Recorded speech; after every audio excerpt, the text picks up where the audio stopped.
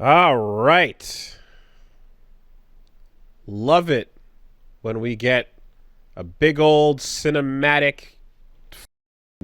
What is going on? Who the knows? Shut up. Elden Ring Who's ass fired this trailer. week? No, Oh no. no one actually. So we can actually get to talk about Elden Ring. You know what? I think Michaela actually might have self-fired or quit. No, you don't understand. Nicola divested themselves of their flesh. Don't you get it? Mesmer seems to be pretty. Seems like a jerk. Seems like a. He came down with the snakes, and that was bad. So I'm actually replaying through Elden Ring right now to get a save ready on PC for the DLC. So I'm in it. I got my whole foot in it. So as a result, I'm actually like way more up to date on what's going on in that trailer than I think I otherwise would have been. Oh, okay, interesting. So you were going to say something. Yeah, I was going to say that like the impression, it's cryptic and all that, but the without having it the story fresh in my brain, I'm thinking that like Mesmer rolled through with a bunch of. I'm not going to say it's like there's got to be some connection between the God Devouring Serpent and the Rykard shit and every snake. He's snaking up. He's snaking up real hard. So he rolls through with a bunch of snake assholes, and they do their big old snake crusade. And you know, if this God Devouring Serpent is trying to devour gods, then fine. That's what he's doing. But these are little tiny baby snakes. And then Michaela's like, "Fuck this, I'm out." And then I guess jumps in a Erdtree and leaves. But then his sigils everywhere. Well, this is great. This is great because I know enough about the events of Elden Ring to actually tell you that what you have is the events backwards. So, okay, do you remember? We're going to talk about some Elden Ring spoilers in the following 10 to 15 minutes. So if you don't want to have the game's shit all fucked up for you, just close your ears. All right. Do you remember in a very, very initial trailer where we saw what looked to be a woman the truth shattering about something on a hammer? The Flash, the truth about Radagon, yeah. And then what looked to be a man smashing something on a hammer. Yeah. And it's not clear until the fucking last 5 seconds of the game what that original image actually was. So Miquella is like a beautiful young blonde boy who never got to grow up because he was cursed, because him and Melania got born wrong, because their mom committed self-cest. And that's what happened. Right? Yeah. So Melania gets all fucking rotted out from as a little baby, and Miquella gets to be the god of dreams, but he's like, I'm never going to grow up. I'm never going to be a real adult. Right? Everybody gets sleepy. Yeah, it's god of sleep and dreams and all that shit. What was the other name again for the sleep? The saint something. Trina. There you go. Yes. Yeah. So everybody's got double names, all that shit. Right? So Godwyn gets fucking murdered horribly. Right? Like he turns into that fucking fish man. He's fucked. Right? Miquella's whole deal was that Miquella wanted to fix Godwyn from being a fucked up dead ass fish man. And in all the item descriptions about Miquella's stuff, they're always about like, oh, maybe you could save the true death and all that crap. So that doesn't work. So Miquella goes and builds a second Erdtree called the Erdtree and cocoons himself for some reason. And then Moog is a creepy incest freakazoid and steals the cocoon. And then you see Miquella's gross arm come out. Hanging out of the egg, yeah. And then that's the entrance to the DLC. For sure. So the Land of Shadow, which is probably going to fill in that whole middle part of the sea, is supposedly the spot that Marika showed up before all of the shit in the game, back when she was a normal person.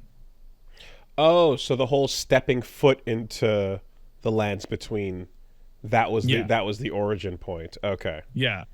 And in the fancy CG trailer, you see a blonde figure grabbing some gold out of a gigantic flesh monstrosity and holding it up. Yeah, the I lines. don't think that's Mikola. I think that's Marika. I think that is the creation of the Golden Order. It actually looks like the sigil being made. Yeah, towards the end. It's made out of of like thread. Exactly. Yeah. And then the actual the Mikola hold your circle up gesture is like the missing part of the rune that all the other siblings make up the full thing. So this is where the remainder of it falls apart. But one of the things, you remember Ronnie was like, I want to get rid of this flesh because this flesh ties me to the two fingers. Yeah, exactly. So she did all that. So Mikola divests himself of his flesh. So that cocoon freakazoid, he doesn't even live in that anymore. He's just a spirit because he's a dream god. So we're still going to run into little baby Mikola that's normal. But he can be elsewhere. He can be anything at this point. Like, she jumped into a doll, so who knows?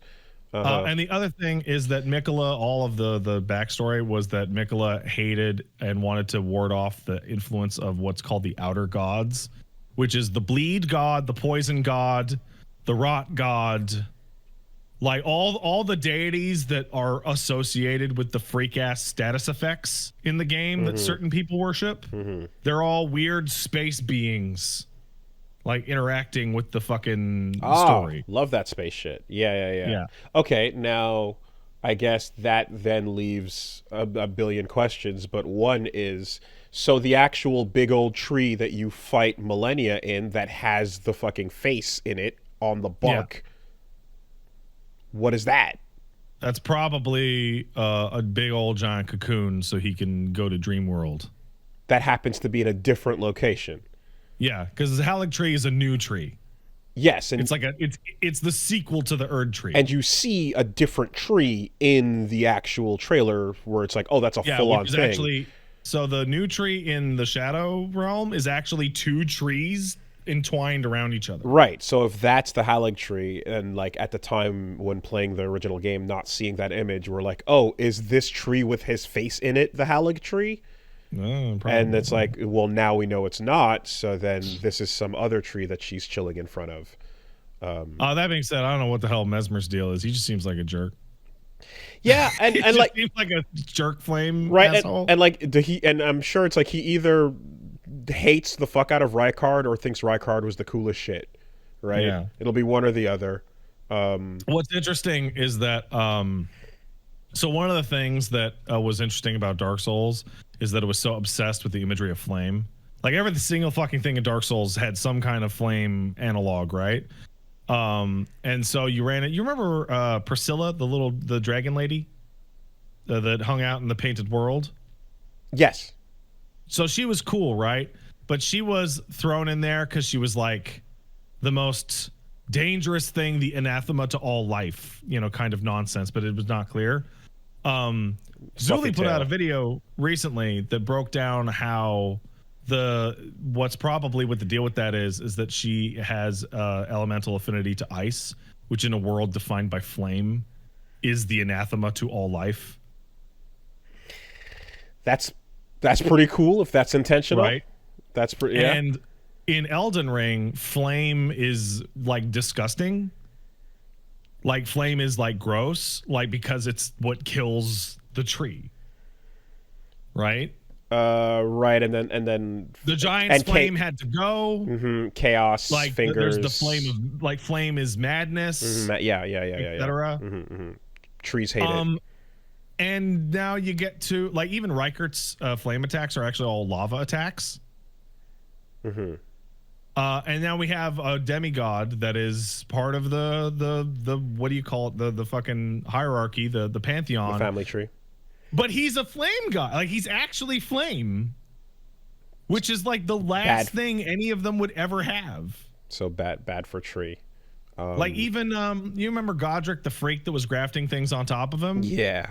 Like his most unnatural act is to graft the fucking a being that can project flame into his body. By them putting the dragon on, right? Yeah, Yeah. Okay, right.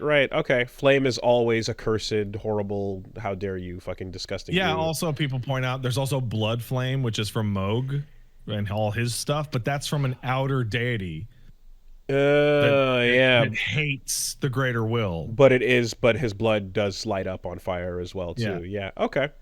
Um, I guess then, and the other thing is like Mesmer is not just all snaked up, but he's also distinctly a redhead.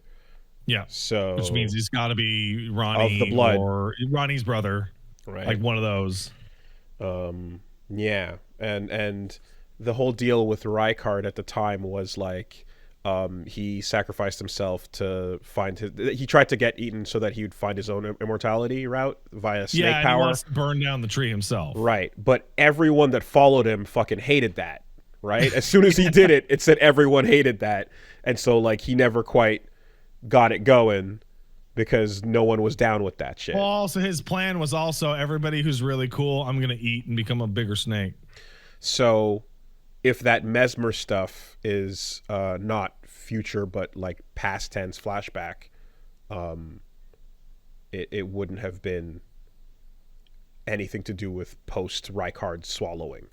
I don't know. There's a lot they could do here. Like the way the lands of shadow are described, it's almost like the lands of shadow are the real world, and the lands between are like the fake one that dimension. came afterwards, because that's Yeah. what Radagon did. Yeah. But yeah, I didn't expect it to be a CG trailer today. They said story trailer. I didn't expect it. It's also really weird if you go back and watch like the old Elden Ring CG trailer. There's like a lot of really important shit in there that is not in the game anywhere. Kind of like the Dawn and Melania fighting, or like the assault on the city's walls. There's going to be a moment where you're going to have to go back and watch these CG trailers for stuff that the actual DLC won't tell you. Yeah. It's funny seeing this stuff and remembering how it goes in these Souls games, while also having an Armored Core other FromSoft example of like, what if they just told a story straightforward and then had a couple of mysteries, but like for the most part, it's like, I mean, and this is me not even getting the full roundabout on it, but I feel like it's just a different way of being direct but minimal. You know, you're getting a little bit of dialogue in between the missions, but a conversation on it through a briefing, and then in game you're getting a direct moment to moment explanation of what's going on. So Armored Core 3 is 6 is less straightforward than it appears. But it's still pretty straightforward. And then Sekiro, of course, is another example of them being much more explicit about the events. Yeah, Sekiro is both like directly straightforward and also I don't understand the ending I got. But so the thing with Sekiro is that while it's being more straightforward, it's like a bunch of the shit that the kid is talking about, for example, you're like, yes, you're saying the proper nouns. You're naming the objects that are involved in this process, but I don't know what they are or what that means anyways. I'm going to turn into a baby now. Goodbye. Like, just because someone stood there and said the sentence instead of not saying it and instead of having to read it off an item description doesn't mean the sentence makes any more sense in the present tense, you know? I think the core of Elden Ring's story is actually really straightforward and actually really understandable. There was a big fight over the succession of deities. Give it a shot. Everybody you run through is somebody who is attempting to get to the throne first. Yeah. Oh, the broad strokes are clear, which I would say they are for the Souls games too, right? But the whole bit that everyone gets taught. I violently disagree. Most people beat Dark Souls 1 and caught on fire and went, what? Okay, I'm coming at it after everybody kind of did crowdsource and discuss and everything with that. But what I mean to say is that there's the thing the game tells you who you are and what your job is, and then you can go through it and encounter people, and even like in just the most literal sense, you're getting a sense of like why all these Mega Man bosses are like who they are, like why they're in the place they are, and then you get to your end location to either whatever, take over in a way that creates or destroys the world. It's a very basic linear thing, but where you get lost in the weeds is trying to figure out who is whose family, what that person did to this person, when that took place, and then when that took place is the fucked question. That is the one you can never answer in any of these games. Right, and then to add the extra wrinkle in Elden Ring, it's like, and then sometimes two names are not even two names. Sometimes they're four or one or whatever, and then also, what does this big dead thing in the environment mean for this area? Why is this area so poisonous? You know what's a really good example? So, Zuli did a great video on those skulls in the Caelid, those giant skulls in Caelid, and she's like, "Are those giants?" She's like, "They're way too big to be giants." Like, she scaled them up according to their body size. They would be like skyscraper tall. They'd be able to cross the whole map in like 5 steps. They're too big. Yeah. That's the stuff that takes everybody forever to piece together and dive deep on. But if you just want the broad strokes in these games, you can take those, I mean,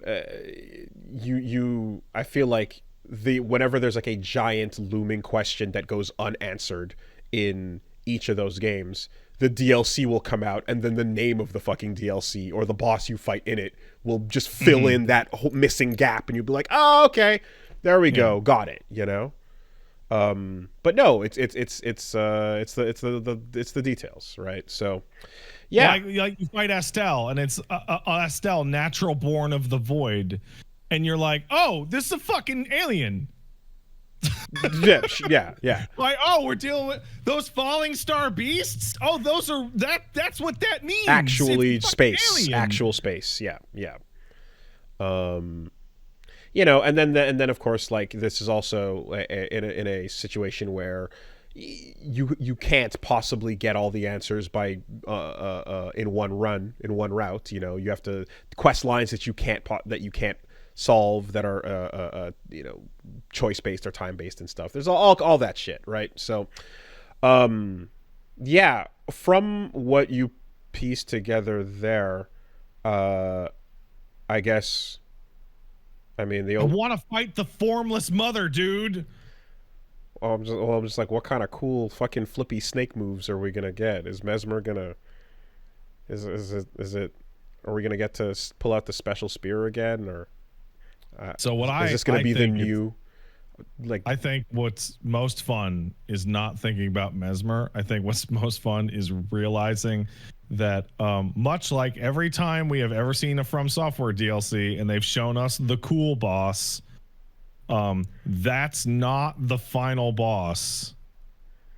That's always the one you deal with second to last, or like in the middle. Like, they've got Artorias. Lady Maria is sitting. Lady Maria. Yeah, she's sitting on that chair, but that's not it. Yep, true. It's the title guy. True.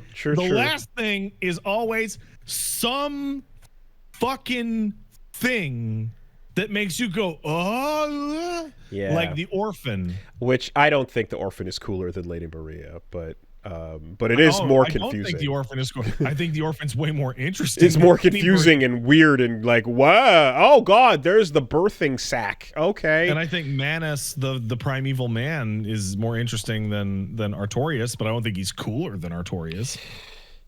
Yeah, I guess the implications, and then the whole, was this the pygmy, was it not, yada yada. But right, yeah, okay. But the cool one is the one that's gonna fucking do the flips and be really sick. So, yeah. Anyway, we'll see. It's interesting, because I was talking to Paige about this, because I was playing Elden Ring and I was fighting Placidusax, who is massively fucked by the time you get there. And Elden Ring is like the first game, like, I think out of all of them, that lets you fight some characters at their actual peak. Like, they're not ruined. They're not universally ruined husks. There's a couple of them that are doing just fine. It's not centuries later after failure. I mean, there's a bunch of them that are, is as but strong as she's ever going to get. Yeah. Okay. And Okay. Like like what's his name? Godwin's all fucked up, but like Radon is Radon's fucked. he's not himself anymore. Rykard Malekith is not himself Malekith's doing anymore. great. Moog is peak. Moog's in peak form. Yeah, Moog's doing great. Yeah. Horaloo is oh man, he's ripped. And I mean there is the ghost of well before Horaloo, the other name when you fight him in the Godfrey in the throne room. Like it's a flashback, but yeah, it depends. Some of them are in peak form, some of them are not. Yeah. But usually you're fighting like decrepit elderly of the prior age. Back in my day. If I could just like if I could just like just a version of this DLC that ends where you beat fucking Mesmer and you walk up to the final room and you push through and you see a life bar and the music swells and it just says ulcerated tree spirit. Oh, man. I fought 2 this morning. And I'm cleaning up the heroes' graves to get all the death root. And I fought 2 this morning. Like, and it plays with a cutscene and everything. Like, there's new music, a whole platform played dead serious, and it's like, oh, it's writhing, it's coming at you. Ah, shit. The primal ulcerated tree. All right. Yeah, that's a fun little secret drop, and I guess we're 1 month away then. Very close. Which is and the marker is that it's a week before FF14, right? Dawntrail, yeah. I've juiced up my character to where I'm happy with them. They're at level 248 for the DLC. They've hit the soft caps on everything except for intelligence, because that's for nerds. I mean, I don't want this. So this is a big long game, and the DLC is going to have a lot of fancy toys in it. I don't want to have the situation where I'm like, hey, guess what? You want to use this weapon? Yeah. Respec every time. The trade-off is that you're going to blow through every challenge. I'm not too worried about that with the fact that this has its own leveling system. So nothing of your prior strength is going to make a difference. So it's not clear, but they've said that the DLC has its own leveling system that they compare to Sekiro. I have a feeling what they're going to do is stat squish your damage down. Is like basically cap how much damage you can do. You remember Giant Souls in Dark Souls 2? Yeah. Every soul you had would multiply your damage. Right. Against Okay. Vendrick. Okay. Like something like that. Yeah. Okay. Yeah. Cool. I'm not too worried about it. And if it's too bad, I'll just respec and put all the extra points into int, which I will then not use. Well, what would suck is if that system meant that like not being insanely huge meant that you did a fucking pittance to whatever you were swinging at. Well, so here's the thing. Even though you beat the game.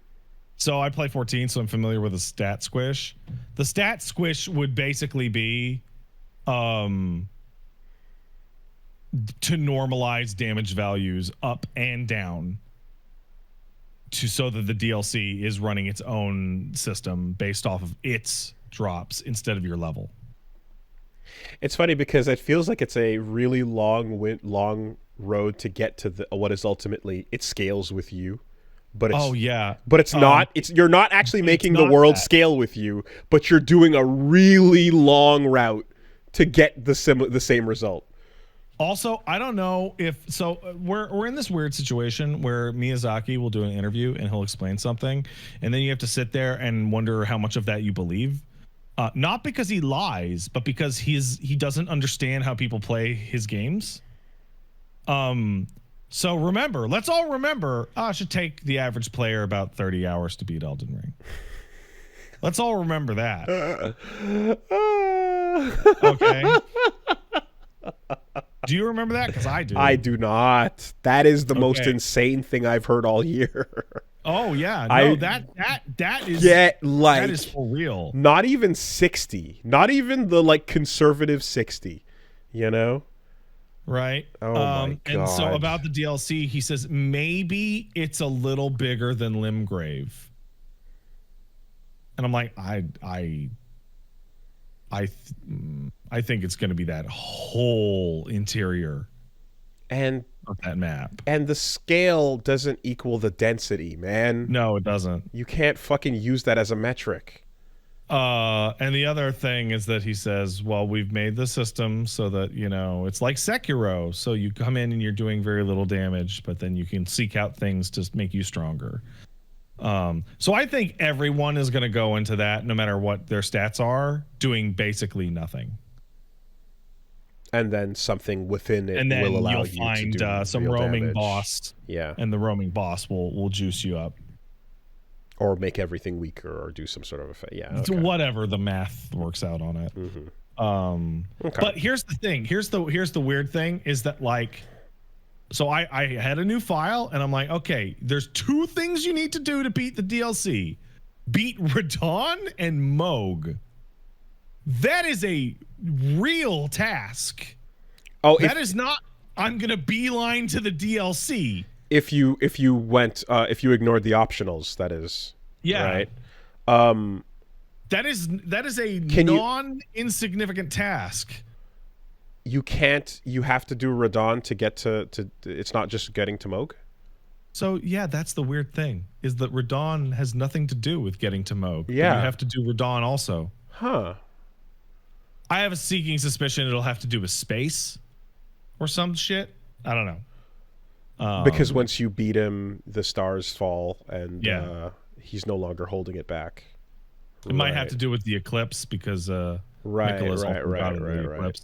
I mean, obviously, again, like the egg is right there, so that makes more sense directly. But, okay. Yeah, no, just start. I'm gonna unlock the DLC. Like, beat Radon and Moog is a significant task. Because, like, you remember Moog's blood move that just kills you unless you have the tier for it? Oh yeah, nihil, nihil, nihil. I mean, So that means you have to get to Altus minimum. Yeah. Again, I did Moog 2 before Moog 1. Yeah. So that was. I also did Moog 2 before Moog 1. Yeah. Yeah. So, like, this means that they before going into the DLC, they expect you to do Kaled and Altus, which is like 60-70% of the game. So I don't know what I don't know if I should believe them about, oh, don't worry, we're gonna have the stats to and the thing will go. Yeah, I don't know. I mean, I think I'll just egg up and respec if there's something I super duper want, but just I'm not within range of, you know. But it's gonna have to be like a fucking. I have to fall in love with whatever that thing is, you know. So, though it'd be great if there was a way to like temporarily just test out a moveset and sort of see what something was like and stuff without going through the. There is a way to do that, and that is to acquire millions of souls. Yeah. And then juice all your to get stats up stupid to where huge you want them to go, so that you can use everything in and the ruin DLC. everything. Yes. I didn't say that last part. I didn't say ruin nothing. Hey, would you believe it that even at level 248, the amount of damage that enemies do is so high that it doesn't even matter? Unless like a fucking bug is happening, like one of those dog bites, where it's Yeah. like, oh, this is not about your level. This is just the calculation on how the fucking the thing bites you.